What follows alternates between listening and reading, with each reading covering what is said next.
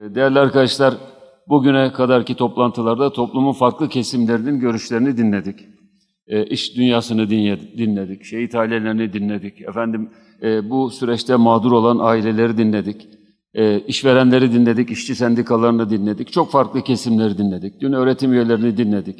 Dünyanın dört bir tarafındaki çatışma çözümlerinin nasıl halledildiğine ilişkin örnekleri gündemimize aldık ve görüşmelerimizi devam ettiriyoruz. Bugün de ağırlıklı olarak özellikle bu ikinci oturumda Doğu ve Güneydoğu Anadolu'da faaliyet gösteren din adamlarının oluşturduğu kuruluşları buraya davet ettik.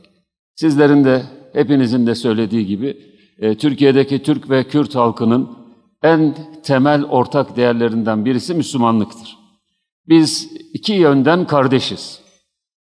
Bir kere insan kardeşiyiz. Adem ve Havva'nın çocukları olmak bakımından kardeşiz. Hiçbir ayrımımız yoktur.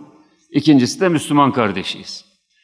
Bu hocalarımızın da ayetlerle, hadislerle bugün önümüze koyduğu bir gerçektir. Bu kardeşliği bozacak her türlü söz ve eylemi kategorik olarak reddettiğimizi ifade etmek istiyorum. Yeni bir süreç başlamıştır. Evet, bu ülkede Türklerin, Kürtlerin arasına, bütün bu milletimizin arasına bir takım fitneler konulmaya çalışıldı. Eğer tarihi şöyle incelemeye kalkarsak, inanın ki önümüze çıkan bu tarihi fırsatı yakalamak şöyle dursun, tarihin gerisine gideriz. Her acının arkasında kim var, kimler var, nasıl var, niye var, o günün şartları içerisinde konuşmaya başlarsak, değil toplantılar, değil oturumlar, yıllar yetmez. Dolayısıyla en baştan bir prensibi söyledik. Bu millet çok acı çekti. On binlerce insan öldü, binlerce insanımız şehit oldu. Analar çok ağladı, artık analar ağlamasın. Türkiye ortak bir geleceği yeniden tarihten getirdiği, yine çok güzel örnekler verdiniz. Ahmed-i Hani ile Selahattin Eyyubi ile Yunus Emre'yi, Dede Korkut'u birbirinden ayıracak hiçbir şey yoktur.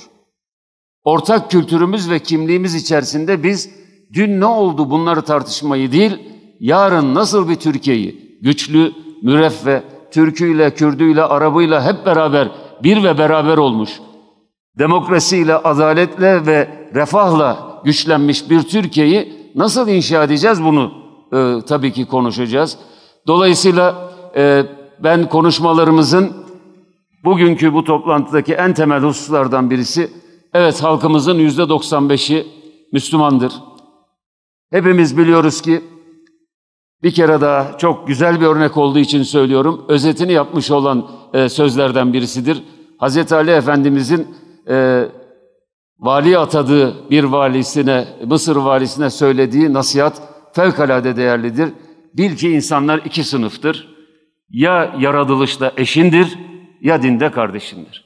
Biz Türkler ve Kürtler arasındaki birliği, beraberliği, kardeşliği bu çerçevede görüyoruz, bu çerçevede görmek zorundayız. Ve inşallah hep beraber çok güçlü bir geleceği kuracağız. Ben herkese çok teşekkür ediyorum. Komisyonumuzun bu toplantısını, önümüzdeki toplantısını önümüzdeki hafta çarşamba günü saat 11'de bu konuda çalışan düşünce kuruluşlarını dinlemek üzere gerçekleştireceğiz. İyi günler diliyorum.